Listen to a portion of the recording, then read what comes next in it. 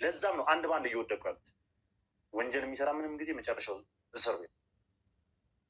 ስለዚህ ምንም አይነት ስህተት እንዳፈጽም ስህተት እፈጽማለሁ ካልክ እርምጃ ይችላል። ልንገርህ፣ ካመለጥክ በጥይት ይለዋል። እነግርሃለሁ። ሰማኝ። ማስረጃውን በሰጣችሁ መሞት አይቀርም እያልኩ እኮ ነው። ስለዚህ እንልቀቀህ ትሄዳለህ። አሁን ሰላም ሰላም ሰላም፣ ጤና ይስጥልኝ ውድና የተከበራችሁ ውድ የሆናችሁ የኔ ቤተሰቦች እንዴት ናችሁ? ሰላም ናችሁ? ሰላማችሁ በያላችሁበት ያም ዳርቻ ሰላም እና ፍቅር ተመኘውላችሁ እያልኩኝ ዛሬ በአዲስ ነገር መጥተናል። የዛሬው ደግሞ ትንሽ የሚያሳዝን እና ትንሽ አቶ ተፈሪን ያሳዘነው ጉዳይ ነው። እኔ ለምን ነገሩት ማለት ነገሩ በደንብ እስከሚጣራ ድረስ ኤልሳም ሆስፒታል ሄዳ ቼክ ተደርጋ ተመርምራ ምናምን ከዛ በኋላ ቢነግሩት ኦኬ ጥሩ ነበር። ግን ደግሞ ያው ኦሬዲ አቶ ተፈሪ ታውቃላችሁ፣ ሰውም ባይነግረው ልዑል ጋር የሚለቀቀውን ቪዲዮ ስለሚያይ እነ ልዑል እንኳን ለመደበቅ ምናምን ሞክረን ነበር ብሎ ነበር።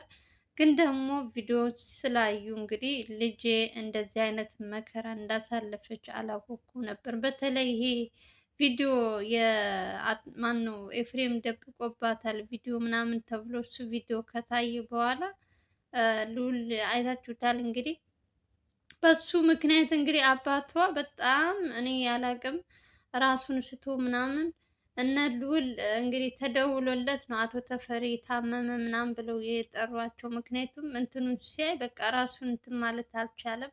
እዛ አካባቢ ሰው ደውሎ ልዑልን የጠራው ማለት ነው። ኤልሳም ሄዳ ነበረ። እንግዲህ ብቻ አሳዝኖኛል። አቶ ተፈሪ በእንደዚህ አይነት ሁኔታ ማወቅ አልነበረበትም የልጁን ህመም። ግን ደግሞ አንዳንድ ጊዜ ሳታስቡት የማትገቡበት እንትን የለም እና ሰው መቼም ሰው ስትሆኑ ኤልሳ ፈልጋ ወደ የገባችበት አሁን ላይ ዋጋ እያስከፈላት ነው። ዝም ብላችሁ እያያችሁ ነው። እሷ ልዑልን ለመጉዳት ብላ ሆን ብላ በፊት እንግዲህ ልዑልን ለመጉዳት ይሆን አስገድዷት ይሆን እሱን ፈጣሪ ነው የሚያውቀው። አሁን ላይ ግን ያለችበትን ሁኔታ እንግዲህ ከሷ አልፎ ለሌላዎችም ችግር እየሆነች ነው ያለችው እና ሴት ናት። በሴትነቷ እንደዚህ ምናምን የምትሉ ልጆች አላችሁ። ተደፍራ ነው ለምን ያልሆነ ኮሜንት ትጽፋላችሁ እያላችሁ በኮሜንት እያየው ነበር። አሁን ለኤልሳ እያዘናችሁ ነው እናንተ። እኔ ያልገባኝ ነገር ፈልጋ ወደ ሄደች ልጅ ሰው እኮ ተገዶ ቢሆን ኦኬ ታዝኑለት አላችሁ። የሚታዘንላቸው ልክ እንደነ ማህሌት አስታወሳችኋት? መስፍን የተባለው ጨካኝ እንትን ብሏት የነበረችው ለእነሱ ብታዝኑ ኦኬ ትክክል ነው። ግን ደግሞ ኤልሳ ጋር ስትመጡ ደግሞ ራሷ ፈልጋ ከልዑል ጋር ተገናኝቶ ፈልጎ አግኝቷት እንኳን ጥያቄ ጠይቋት ነበር። ትፈልጊያለሽ? አትፈልጊም? ማትፈልጊ ከሆነ ከዚህ ጉድ እኔ አወጣሻለሁ፣ ቤተሰቦችሽ ምንም ነገር አይሆኑም ብሎ ነግሯት ነበር። ከዛ እሷ ምርጫዋን መርጣ የልጅ አባት ይሻለኛል ብላ ሄደች። ከሄደች በኋላ አሁን ላይ እየመጣባት ያለው ነገር ግን በቃ ወደኋላ ተመልሳ ምን ነው ባላደረግኩት ራሷን እስከምትጠላ ድረስ እያደረጓት ነው። አንደኛ ነገር የያዘባት ቪዲዮ በጣም ነው ያሳዘነችኝ በዚህ በኩል። ግን ደግሞ ራሷም እኔ አላቅም ብቻ ለመፍረድ ራሱ ትንሽ የሚከብድ ነገር ነው። ሞር ደግሞ ያሳዘነኝ ደግሞ ማን ነው ካላችሁ አባቷ በዚህ ሁኔታ ቪዲዮውን ልዑል ጋር የተለቀቀውን ካየ በኋላ የእውነት ራሱን እንትን ማለት አልቻለም። በጣም ታሞ ማለት ነው ራሱን ስቶ ወድቆ ሰው እንትን ብሎ ምናምን ነው ለልዑል ተደውሎ ከዛም ኤልሳም ትምጣ ተብሎ ኤልሳም በቃ ብቻ አሁን ያለበት ሁኔታ እንግዲህ ሐኪም ቤት ወስዶት ራሱ እንዲረጋጋ ምናምን እያደረጉት ነበር እነ ልዑል። አንዳንድ ጊዜ ግን ሰው እንደው ባላሰባችሁት እንትን እንደዚህ አይነት ነገሮች ሲፈጠር ቪዲዮ በተለይ ቪዲዮ እንደዚህ በሩቅ ቦታ ሆናችሁ የልጃችሁን እንትን ሁሉ ነገር በተለይ ሶሻል ሚዲያ ተጠቃሚ ከሆናችሁ በእያንዳንዱ ሼር ስለሚያደርጉት በአንዱ አያይም ቢባል በአንዱ ያየዋል እና የኤልሳም አባት አሁን የገጠመው እንደዚህ አይነት ነገር ነው። በእርግጥ እኔ በሱ መፍረድ አልችልም። ምክንያቱም ልጁ ናት፣ አንድ ልጁ ናት። ብዙ ነገር ከእሷ ይጠብቃል። ግን ደግሞ እሷ እንደፈለጋት እሱ እንደሚፈልገው አልሆነችለትም። ኤልሳ ምርጫዋን መርጣ ሂዳ በስከ መጨረሻ የራሷም ህይወት ተበላሽቶ እዚህ ጋር ደግሞ ልጅ ያለ የለም የሚለውን ራሷም ልትናገር ፍቃደኛ አይደለችም። አብሯት የነበረ የቅርብ ሰው ኤፍሬም እና ኤልሳን የሚያውቅ ሰው እንግዲህ ልጅ እንደሌላቸው በመሀላቸው እየተናገረ ነው። እሷ ደግሞ ልታምን አልቻለችም። አለኝ እያለች ነው። ደግሞ እዚህ ጋር ማመን ያለባችሁ የእናት ነው ወይስ የዚህኛውን ሰው ነው? እኔ ማምነው የእናቱን ነው።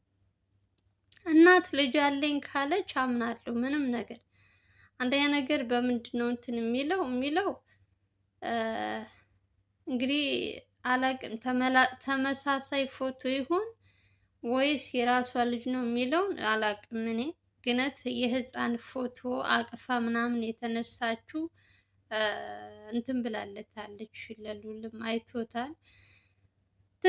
ግን ትክክለኛ የእሷ ልጅ ነው ወይስ የሌላ ሰው ነው የሚለውን እንግዲህ እሱን እኔ ምንም አውቀው ነገር የለም። ብቻ ኤፍሬም የተባለው ሰውዬ በጣም አደገኛ እየሆነባቸው ነው የመጣው። ለሉል ኤልሳን ለመጉዳት ብሎ አባቷም በሷ በኩል በሷ ዙሪያ ያሉ ሰዎች ሁሉ እየተጎዱ ነው ያሉት።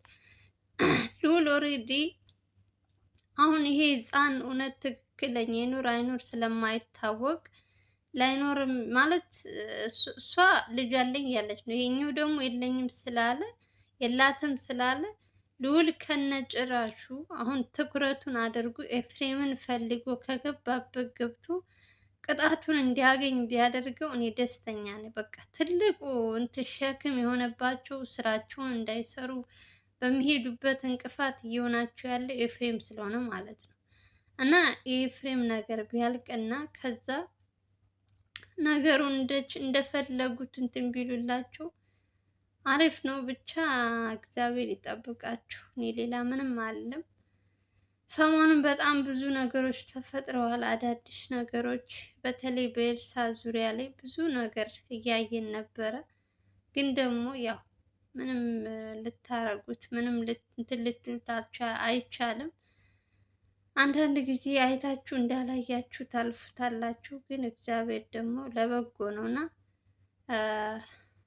እሷም ልዑልን ከምታደክመው ትክክለኛ መረጃ ሰጥታ አሁን ቪዲዮ ስለያዘባት ምናምን እሱን እንትን ለማለት ምናምን አይደለም እንደዚህ አይነት ነገር እየተፈጠረ ያለው። ግን ኤፍሬም ከካሜራ ጀርባ እሷን እንደሚያስፈራራት ብዙ ዛቻ፣ አባትሽን ቤተሰብሽን እንድታጭ ነው ማደርግሽ እያለ ብዙ ነገሮች እያደረገባት እንደሆነ እንግዲህ ራሷም ተናግራለች። ግን ደግሞ ልዑል ይሄ ነገር ከሰማ ቀን ጀምሮ በተለይ ቪዲዮን ካየ ቀን ጀምሮ ኤፍሬም የተባለውን ሰውዬ እንደምንም አድርጎ ቅጣቱ ማግኘት ያለበት ይመስለኛል። በቃ ምንም ነገር ይቅር፣ በቃ ህፃኑ መፈለግ ይቅር፣ ምንም የእሱ ቤተሰብ የእሱ ጓደኛ ምናምን የሚለውን ነገር አቁሞ እያንዳንዱ ሰከንድ እዚሁ አዲስ አበባ ውስጥ ነው ያለው። ሰውየው የትም ክፍለ ሀገር ወይም እንትን አይደለም፣ አዲስ አበባ ውስጥ ነው። ያው በኤልሳ በኩል ማግኘት ይችላል ምናምን እንዳይባል ይጠራጠራል። ልዑልን ይዛበት ትሄዳለች፣ ለህግ አሳልፋ ትሰጠኛለች ብሎ ከእሷ ጋር ብዙም ላያምናት ይችላል። አሁን ቪዲዮ ከታየ በኋላ ማለት ነው። በፊት እንኳን እየተገናኙም እየተደዋወሉም የተጻጻፉም ነበር። ልዑልም አይቶታል ይሄንን ሁሉ ነገር በኤልሳ ስልክ ቁጥር ማለት ነው። አሁን ላይ ደግሞ ይሄ ነገር ከታየ ቀን ጀምሮ እንግዲህ ሊቀየርባት ይችላል። ኤፍሬም አላቅም፣ ብቻ እግዚአብሔር ይጠብቃት። እሷ ራሱ አሁን ላይ ያለችበት ሁኔታ በጣም ከባድ ነው። ሴት ልጅ ደግሞ እንደዚህ አይነት ፈተና በዚህ ልክ ሰው እንትን ሲልባችሁ ደግሞ ሲጣምምባችሁ ምን አይነት እንትን እንደሚ እና ልዑልም እንግዲህ ቃል ገብቶለታል ለአቶ ተፈሪ ማለት ነው። ልጅህን ወደ ነበረችበት ጤናዋም አሁን ላይ ያለችበት ሁሉ ነገር በቃ በጣም ጭንቀት ምናምን ይዟታል። በልጄ ምትላለች፣ አንዳንዶች ደግሞ እየመጡ አውቃ ነው ልጅ የላትም። በቃ ሁሉም ነገር ድብልቅልቅ ብሎባታል ኤልሳ። ያው እንግዲህ ምንም ማድረግ አይቻልም። ከዚህ ችግር ደግሞ ለማስወጣት እንግዲህ በተቻለው አቅም ልውል ኤፍሬም የተባለውን ሰውዬ የእጁን ማግኘት ስላለበት እንግዲህ በተቻለው አቅም እንግዲህ እያገዛት ነው ያለው። አቶ ተፈሪ ደግሞ እንግዲህ እግዚአብሔር ያው አንዳንድ ጊዜ ሳትፈልጉ በግዳችሁ ያልሆነ ውስጥ እንድትገቡ ያደርጋችኋል። የእሱ አባት ደግሞ ባለፈውም ስንት መከራ አይቶ በፊትም እሱ እንድታገባ ፈቃደኛ አልነበረም። ታይታችኋል። ብዙ ነገሮች ተፈጥረው እሷ ራሷ ምርጫዋን መርጣ ስለሄደች ነው እንጂ አባትየው ፈቃደኛ አልነበረም። ግን ምን ማድረግ ይቻላል እንግዲህ አንዳንዴ ያው ያለ ነገር ነው። እሷ ከወደደች ምንም ልታረጉ አትችልም። እንግዲህ እግዚአብሔር አባቷም ይረጋጋሉ ሁላችሁም ብዬ ተስፋ አደርጋለሁ። መልካሙን መመኘት ነው። ልዑልም እንግዲህ በተቻለው አቅም ኤልሳ ወደ ራሷ እንድትመለስ በቃ እንደ ድሮ እንድትሆን እንግዲህ የተቻለውን ሁሉ የእውነት ልጅም እንትን ካለ ልጇንም ለማገናኘት በተለይ ኤፍሬም የተባለውን ደግሞ ይህ ሁሉ ነገር በዘበኛ ጥቃት ያስደረሰባት ይህ ሁሉ ነገር በቪዲዮ እንትን እንደ ማስረጃ መቀመጥ ስላለበት ያው እነሱም ስለያዙ ችግር የለውም። ሰውየው ተይዞ ቅጣቱ መቀበል አለበት ብዬ ነው የማስበው። በዚህ ልክ ጭካኔ፣ አረመኔነት እኔ ዋጋ እያስከፈላት ነው ልጅቷን። የእውነት አፈቀርኩ ወደድኩ ብላ በሄደች እንዲህ ሰው እኮ እንዴት አድርጋችሁ እንደምታምኑ ራሱ ግራ ነው የሚያጋባው። አንዳንዴ የምታምኑት የምትወዱት ሰው ሁሉ እንደዚህ አይነት ነገር ሲያረጋችሁ፣ ሲከዳችሁ፣ ባላሰባችሁት መንገድ እንድትሄዱ የሚያረጋችሁ ከሆነ ፍቅር ባይኖርስ ትላላችሁ? የእውነት ባይኖርስ? ብቸኝነትን የመሰለ ነገር የለም። እና አባቷ ላይም በተደጋጋሚ በእሷ ምክንያት ብዙ ነገሮች እየደረሱበት ነው። አይታችኋል። በተለይ ይሄ ኤፍሬም የተባለውን ሰውዬ ካገባሽ ቀን ጀምሮ እንደውም በልዑል ምክንያት እግዚአብሔር ይመስገን እሱ ከገባበት ገብቶ አቶ ተፈሪን ፈልጎ ለዚህ ሁሉ ያበቃው ከእግዚአብሔር በታች ልዑል ነው። አሁን ደግሞ መልሶ በአዲስ መጥቶ እየበጠበጣቸው ያለውም እንግዲህ ይሄ ሰው ነው። ምንም ልትሉት አትችሉም። እንግዲህ እግዚአብሔር ልቦና ይስጠው ከማለት ውጭ ኤልሳ አሁን ምንም አይነት መደባበቅ ምናምን አያስፈልጋትም። ግልጽ ብላ ግልጽ ሆና ለልዑል ያለውን ነገር ከተናገረች ራሷንም አባቷንም ሁሉን ነገር ማትረፍ የምትችለው በእጇ። እሷ ደግሞ ምስጢር ምናምን የምትደባብቅ ከሆነ ደግሞ እንግዲህ የራሷ እንትን ነው። ምንም ልታረጉት አትችሉም። እና እግዚአብሔር ይጠብቃቸው። ሌላ ምንም ልትሉት አትችሉም። ጎበዝ፣ ከባድ ነው በጣም።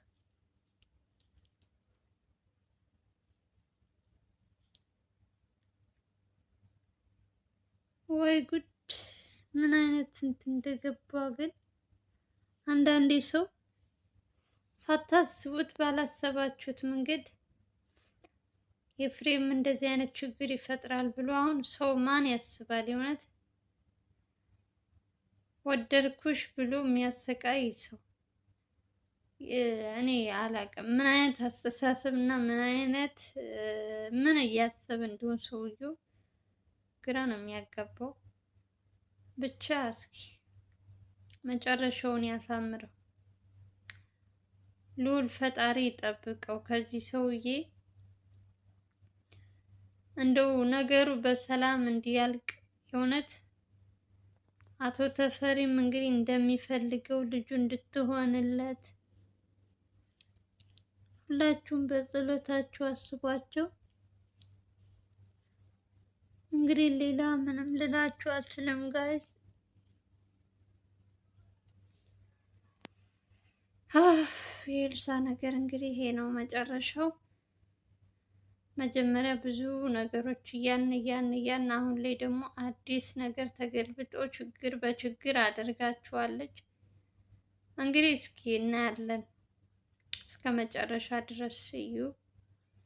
ተመልካቾች እናንተስ በዚህ ጉዳይ ላይ ምን ትላላችሁ? አስተያየታችሁ ኮሜንት ስትጻፉልኝ፣ ቪዲዮውን ደግሞ ስትጀምሩ ላይክ በማድረግ ጀምሩ። በተረፈ የዛሬው ቪዲዮ ይመስላል። ሰላም እና ፍቅር እየተመኘውላችሁ በሌላ ቪዲዮ እንገናኛለን። ሀገራችን ሰላም ያደርገው። ባይ ባይ።